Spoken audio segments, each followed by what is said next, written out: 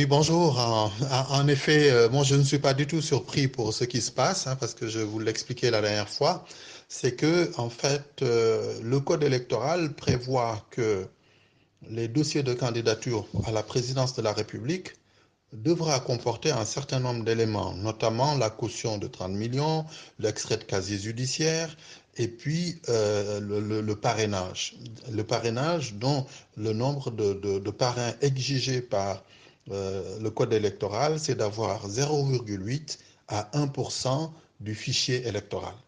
Donc, le fichier électoral, si nous nous mettons d'accord pour dire qu'il est de 6 700 000 électeurs environ, donc en clair, pour qu'une candidature puisse être valide, il faut que le candidat à la présidence ait déposé 0,8, c'est-à-dire 53 600 parrainages valides ou maximum 67 000 parrainages valides. Ça, c'est ce que dit le code électoral. Donc, tous ceux qui se sont mis à collecter des signatures au-delà de ce chiffre-là, c'est vrai, c'est pour se créer une marge euh, pour le cas où ils auraient des parrainages, des signatures qui ne seraient pas conformes à ce qui est dans le fichier. Ça peut se comprendre. Mais une marge de plusieurs centaines de milliers ou de millions, ça n'a plus de sens. Le Conseil constitutionnel, à mon sens, ne devrait même pas accepter de recevoir tout ce surplus de candidats, de parrainage. Ce qui est exigé, le Conseil constitutionnel devrait se limiter à accepter 67 000 parrainages. Dans la mesure où, dans les 48 heures, le Conseil constitutionnel peut saisir chaque candidat par le biais, directement ou par le biais de son mandataire, pour lui indiquer qu'il lui manquait un nombre X de parrains. Et il aura la possibilité à ce moment-là de revenir au Conseil constitutionnel avec l'ensemble des autres parrainages qu'il avait par devers lui pour les déposer. Et de ce lot-là encore, le Conseil collecterait encore le nombre de parrainages qui lui manquait pour ensuite pouvoir lui valider. Et si toutefois il n'atteignait pas le nombre, à ce moment-là, il aurait été disqualifié. Ça peut se comprendre. Mais maintenant, arriver avec plusieurs millions, ça crée un problème. Si le Conseil constitutionnel commet l'erreur, par exemple, de recevoir, et c'est ça qui a fait la bousculade, si le Conseil constitutionnel commet l'erreur de recevoir la candidature du président Macky Sall, candidat de Benno Bokk Yakaar, avec la totalité des signatures collectées pour parrainer sa candidature, à ce moment-là, le jeu est faussé parce qu'il aura déposé un nombre de signatures tel qu'il aura augmenté le risque de doublon. Or, on ne le lui demande pas. Ce qu'on lui demande, c'est 1% de signatures de parrainage valides. C'est ce qu'il faut déposer. Tout le reste, c'est un surplus inutile. Ça, c'est la première explication que l'on peut donner. La deuxième explication, c'est que, en fait, les candidats et leur état-major ont besoin de se rassurer. Et cette assurance-là, ils peuvent l'avoir à partir du moment où ils annoncent qu'ils ont déposé la caution auprès de la caisse de dépôt et des consignations, et voilà l'attestation ou le reçu de dépôt, ou qu'ils indiquent que leur casier judiciaire, il est là, ils l'exhibent, c'est une assurance pour les militants, c'est une assurance pour les sympathisants.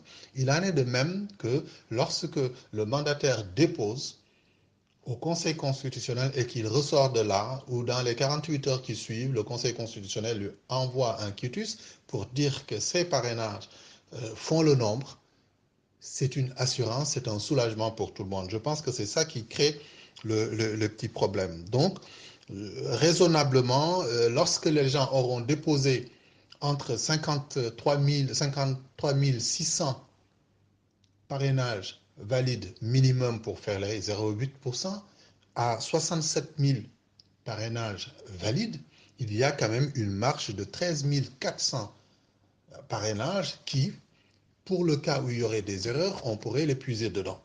Donc j'estime que dans la plus grande marge qu'on pouvait s'accorder, c'est de doubler les 67 000, de se dire je cherche 2-3 fois ce chiffre-là pour pouvoir m'assurer une sécurité. Mais véritablement, les heures, on les comprend parce qu'il y a cette situation de blocage qui peut être créée si on dépose tout cela, on aura créé une situation qui gênerait les autres candidats parce que les risques de doublons auront augmenté. Mais pour ce qui me concerne, j'estime quand même que ça ne justifie pas le fait que l'on se cogne dessus parce qu'il y a des risques de poursuites judiciaires du fait de coups et blessures volontaires qui pourraient éventuellement découler de ces incidents-là.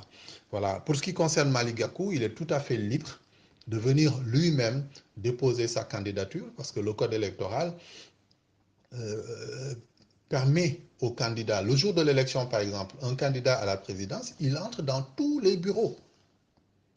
Il a un mandataire, mais il a lui la faculté, dans la mesure où il est candidat, d'entrer dans tous les bureaux de vote. Donc, il est tout à fait libre. Il peut lui-même déposer sa candidature, comme il peut laisser le soin à son mandataire de le faire. Ce n'est pas du tout gênant. Et pour ce qui me concerne, moi j'ai expérimenté ce cas-là.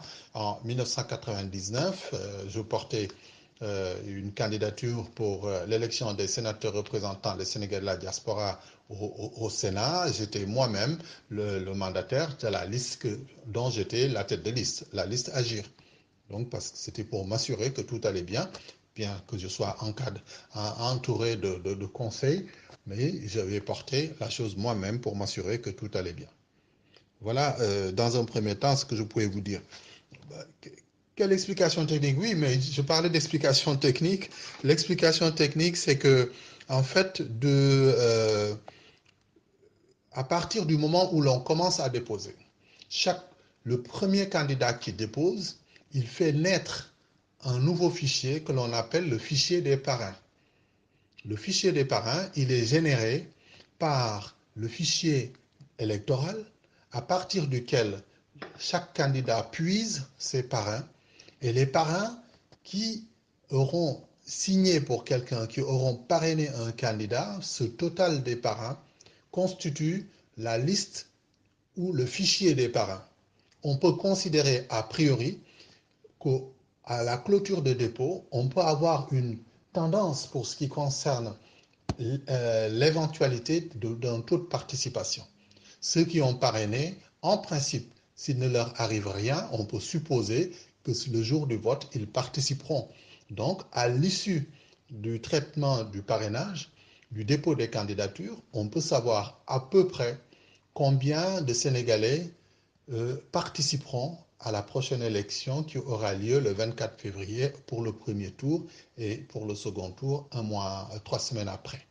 Donc voilà globalement l'enseignement que l'on pouvait tirer de ces incidents-là. Moi, j'en avais parlé tout simplement parce qu'on réfléchit à l'organisation de tout ça et par expérience aussi, on sait que ça se passe souvent comme cela. On se dispute pour les premières places, mais cette fois-ci, la chose a été encore beaucoup plus amplifiée du fait tout simplement qu'il y avait ce système de parrainage qui fait qu'on risquait d'avoir des doublons et le pourcentage de chance d'avoir le plus de doublons, c'est si on dépose parmi les derniers. Donc les premiers ne risquent rien. Le premier qui dépose, il est vierge en fait, tout est vierge. Tout démarre à partir de lui. Donc lui, il ne risque pas d'avoir de doublons du tout, puisqu'il dépose en premier. Maintenant, ceux qui viendront après, si une personne par mégarde ou le premier a fraudé ou le second a fraudé, ben, quelqu'un aura créé une situation de doublon, honnêtement ou malhonnêtement, mais puisque le code prévoit que c'est le premier qui a déposé, on validera cette candidature-là, ça fait que même si c'est le premier qui avait fraudé, le second sera pénalisé. Voilà l'explication que l'on peut donner, une des explications en tout cas, pour dire qu'il y a encore à réfléchir dans l'organisation de tout cela. Le retour que j'ai de ceux qui ont suivi les échanges avec la commission des experts indépendants qui est allé tester le système de validation des parrainages, ils en sont ressortis, m'a-t-on dit, heureux. Pour ce qui me concerne, c'est a priori cette méthode-là dont je vous ai parlé qui va permettre justement de pouvoir enregistrer les parrainages assez librement, sans trop de heurts. Du fichier électoral, on fait la comparaison avec la liste des parrains que le candidat amène. Si on valide 1%, on le verse dans un nouveau fichier qui va s'appeler le fichier des parrainages, et ainsi de suite.